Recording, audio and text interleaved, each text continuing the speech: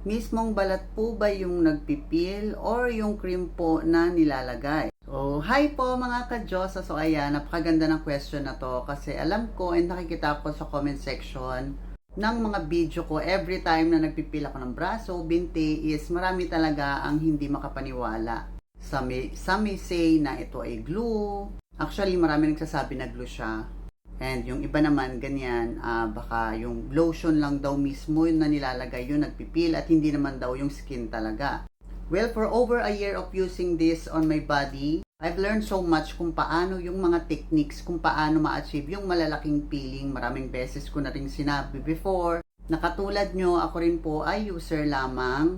And nung mga first time user ako nito, ay hindi rin po talaga nag-success yung peeling ko. Ngayon, Miss RC, paano nyo po ba na-achieve yung malalaking peeling na katulad niyan? Nandyan po sa playlist sa baba, ilang taon ko na po yung sinishare.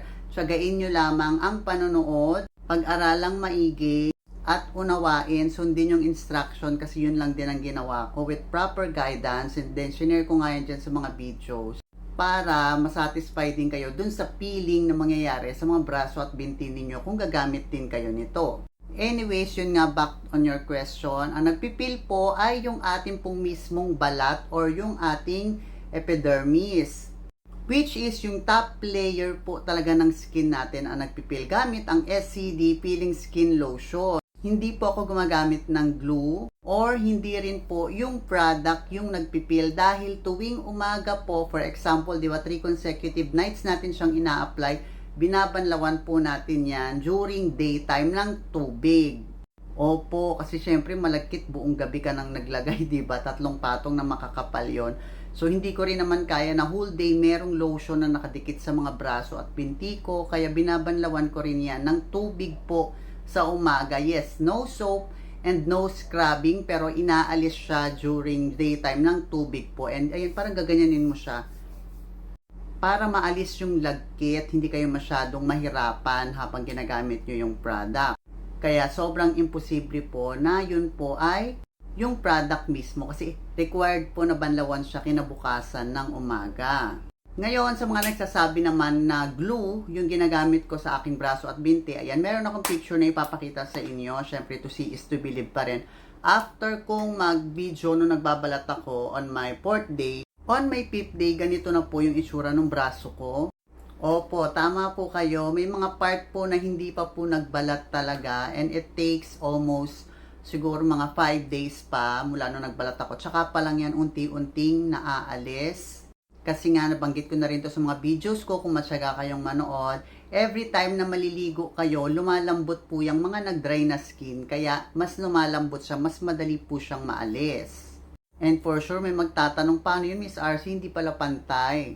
Babalik pa ba sa dati yung balat namin kung sakali man na hindi rin magpantay yung pagpil ng skin namin? The answer is opo. To see is to believe. Ayan po yung aking mga braso na nandun sa picture. Bumalik naman siya at nagpantay. Huli lang talaga silang nagpil. Hindi kagaya nung mga nandito ko. Pero yes, nagpapantay pa rin po sila. Wala po siyang marka ng mga ganun-ganon. Wala. Then, meron din ako isang video dyan na yung dito ko. Parang putol din siya, diba? Ayan, wala na rin siya. Siguro magto 2 weeks na siguro. Bumalik naman siya sa dati and ayan. Hindi naman siya nagbako-bako or what. And ayan, since user nga rin ako nakatulad nyo, sa sobrang tuwang-tuwa ko, ayan, meron akong remembrance. Talagang itinatabi ko po ito. Hindi to para sa inyo, para to sa akin. Kasi talagang pinaghihirapan po namin yung mag-peel po siya ng ganong kalaki. Sobrang nagiging maingat kami. So, ayan, tinabi ko siya. Kung ito po ay glue lamang, hindi ko na po ito itatabi. Ang lakas naman po ng tama ko. So, syempre, pati ako as user, natuwa ako. Tinatabi ko po talaga siya. So, ayan. Hindi ko naman kayo pinipilit na maniwala. Pero at least, you've tried, sundan nyo yung aking mga routine na i-share ko dyan sa inyo para masundan nyo rin. And hopefully, mag-success din kayo. And kung na-try nyo na yung ating SCD Peeling Skin Lotion at nag-success din kayo na ganitong peeling, hopefully, comment naman din kayo sa baba para makita rin ng ating mga ka-Diyosa na meron po talaga nagpipil ng ganito kalaki. Ayan. Kung ito po ay glue, dapat po yan po ay makintab po. Diba? Hindi po siya makintab po kahit ilayo mo. Hindi po yan makintab. And also, ayan no, lumulutong siya. Ang glue po nababanat. Ito po hindi. Hindi siya Tsaka kung mapapansin nyo rin, ang glue, di ba, parang medyo mabigat sila. Kailan baka mawala, sayang. Collection. Ayan po yung skin ko, tinan nyo ha. Ayan o, tinan nyo o. Para sa mga dahon na natuyot, hindi siya glue. Kasi kung glue po yan, mabigat yan. At the same time, pag nabasa yung mga skin ninyo, kapag may glue siya, hindi nyo yung maaalis kasi mabubura yun eh.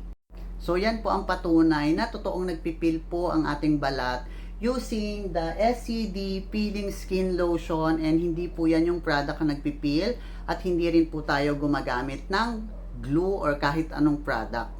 So yun lang mga ka-Diyosa. Again, for more product knowledge and video tutorials, please follow my YouTube channel or my TikTok account, RC Diyosa. So yun lang mga ka-Diyosa, and have a great day po. Bye bye!